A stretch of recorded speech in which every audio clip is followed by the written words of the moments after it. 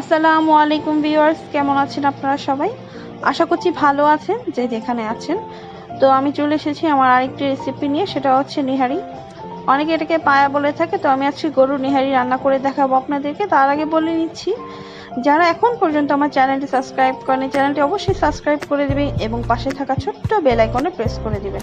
আর like করতে কিন্তু একদম ভুলবেন না। তো রেসিপিটি আমি শুরু করতে যাচ্ছি ভিউয়ার্স। তো আমি এখানে প্রথমে প্যানে কড়াইয়ে তেল ঢেলে নিলাম পরিমাণ মতো। তো এখানে আমি আজকে গরুর পায়া রান্না করব, তার আমি 6 পিস পায়া নিয়েছি রান্না করার জন্য। তো আমি এখন 2 কাপ পরিমাণ পেঁয়াজ দিয়ে দিচ্ছি এর মধ্যে, এবং সাথে দিয়ে দিব 4-5টা কাঁচামরিচ। তারপরে আমি গরম মশলাগুলো দিয়ে দিব পেঁয়াজের সাথে। তো এখানে আমি এলাচ নিয়েছি 5-6 পিস, তারপরে লং। এরপরে আমি এখানে স্টার মশলাটা ইউজ করেছি, একটা আস্ত 2টো কালো এলাচ দিয়ে দিব এর মধ্যে আমি। তারপরে ভিউয়ার্স কিছুক্ষণ নাড়াচাড়া করতে হবে। এরপরে আমি কিছু কালো গোলমরিচ এবং সাদা গোলমরিচ দিয়ে দিলাম। তারপরে আমি দিয়ে দিব এখানে শাহি জিরা। তারপরে আমি এরপরে এখানে দিব মেথি। এরপর কিছুক্ষণ নাড়াচাড়া করতে হবে,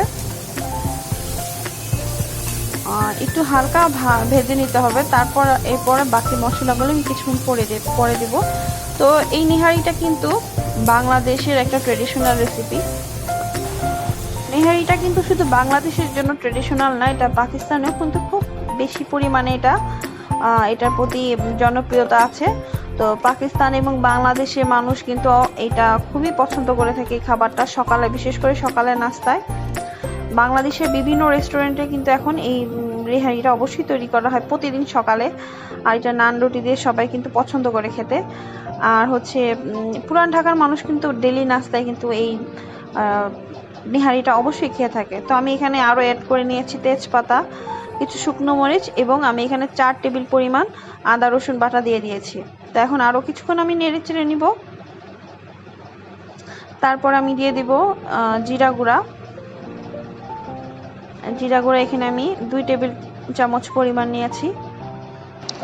এরপর দিব আমি আমার স্পেশাল একটা মশলা, যেটা আমি নিজে তৈরি করেছি। আর এটার ভিডিও লিঙ্কটি অবশ্যই আমি আমার ডেসক্রিপশন বক্সে অবশ্যই দিয়ে দিব আপনাদের সুবিধার জন্য। তো এই মশলাটা আমি 2 চামচ পরিমাণ নিয়েছি। এরপরে আমি দিব হলুদ গুঁড়া 3 টেবিল চামচ। আর নিহারিতে একটু বেশি মশলা আমি খেয়ে থাকি, তো এটা আমার একটু গ্রেভিটা একটু ঘন হলে আমার নিহারিটা খেতে ভালো লাগে। তার জন্য আমি একটু মশলার পরিমাণটা বেশি পরিমাণে এখানে আমি ব্যবহার করে থাকি। এরপর আমি মরিচ গুঁড়া দিয়ে দিব। হলুদ গুঁড়া 3 টেবিল চামচ, আর মরিচ গুঁড়া আমি ব্যবহার করেছি এখানে 3 টেবিল চামচ পরিমাণ। মশলাটা ভালো করে পানি দেওয়ার আগে একটু ভালো করে মশলাটাকে ভুনা করে নিতে হবে, এতে মশলার স্বাদটা দ্বিগুণ বেড়ে যায়। তো এখানে আমি মরিচ 3 টেবিল চামচ নিয়েছি। এরপর দিব ধনে গুঁড়া আমি 3 টেবিল চামচ। ধনে গুঁড়োটা দেওয়ার পর কিছুক্ষণ মশলাটাকে একটু কষাতে হবে। দেন আমি এখানে কিছু পানি দিয়ে দিব।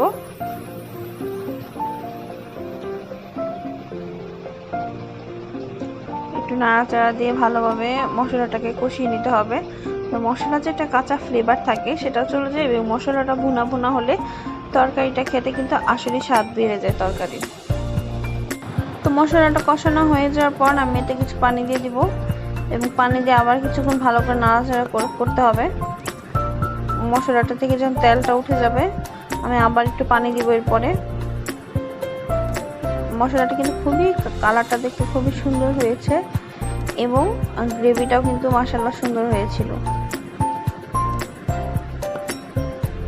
আমি এখন একটু ভালোভাবে নেড়ে চেড়ে দিচ্ছি। মশলাটা থেকে যখন তেলটা উঠে যাবে তো আমি নিহারি বা পায়াগুলো এটার মধ্যে দিয়ে দিব। আর বাংলাদেশে কিন্তু সত্যিকার এটা ট্রেডিশনাল একটা খাবার। পাকিস্তানেও কিন্তু অনেক সেম পপুলার এই খাবারটি, অনেকে কিন্তু খেয়ে থাকে, বিশেষ করে সকালের নাস্তায় কিন্তু এটা সবাই খেয়ে থাকে। তো নাড়াচাড়া করতে করতে দেখেন আমার কিন্তু মোটামুটি মশলাটা ভুনা হয়ে তেলটা কিন্তু উপরে চলে এসেছে। তো আমি এখন এর মধ্যে পায়াগুলো দিয়ে দিব একটা করে। আর একটু একটু করে নাড়াচাড়া করতে থাকবো, যাতে করে প্রত্যেকটা পায়ের মধ্যে মশলাগুলো লেগে যায়। তো ভালোভাবে পায়েগুলো একটু নাড়াচাড়া করতে হবে প্রথমে। আর আমি এখন আপাতত আগে পানি দিচ্ছি না, আমি কিছুক্ষণ পরে পানি দিব। আগে এই মশলাটার মধ্যে পায়াটাকে কিছুক্ষণ কষাবো। কষানো হয়ে যাওয়ার 5 মিনিট পরে আমি এতে পানি দিয়ে দিব। কালারটা কিন্তু অবশ্যই অনেক সুন্দর হয়েছে। আপনারা দেখতে পাচ্ছেন যে মশলার গ্রেভিটা বা কালারটা কিন্তু খুবই সুন্দর হয়েছে। তো 5 মিনিট পরে আমি এখানে পানি দিয়ে দিচ্ছি, এবং পানিটা কিন্তু অবশ্যই পরিমাণে অনেক বেশি দিতে হবে, কারণ নেহারি বা পায়া যেটাই বলেন না কেন, এটা তৈরি হতে কিন্তু একটু বেশ সময় লাগে। তার জন্য পানিটাও পরিমাণ মতো বেশি করে দিতে হয়। তো আমার রেসিপিটি যদি আপনাদের ভালো লেগে থাকে, অবশ্যই আমার কমেন্ট বক্সে আমাকে জানাবেন যে আমার রেসিপিটি আপনাদের কেমন লেগেছে।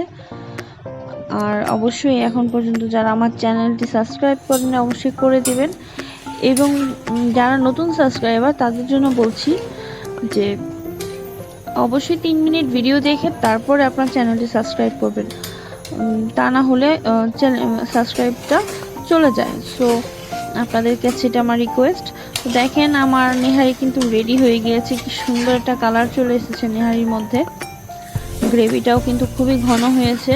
আর এই নেহারিটা কিন্তু আসলেই খেতে অনেক ভালো লাগে, বিশেষ করে সকালের নাস্তায়। আর এই নেহারিটা খেতে শুধু শুধু তো খাওয়া যায় না, এটার সাথে অন্য কোনো রুটিও ভালো লাগে না। তো এটা নান রুটি দিয়ে খেতে অবশ্যই অনেক ভালো লাগে।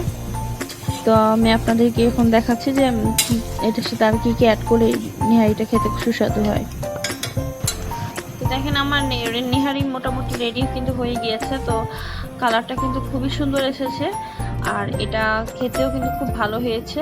তো দেখেন আমি আপনাদের সামনে নিয়ে এসেছি নেহারিটা, কিভাবে কালারটা কত সুন্দর হয়েছে এবং পারফেক্টলি রান্না করা হয়েছে। তো এই নেহারিটা শুধু নান রুটির সাথে কিন্তু খেতে ভালো লাগে না, এর সাথে কিছু জিনিস অ্যাড করলে এটা খাবারের স্বাদটা আরও দ্বিগুণ বেড়ে যায়।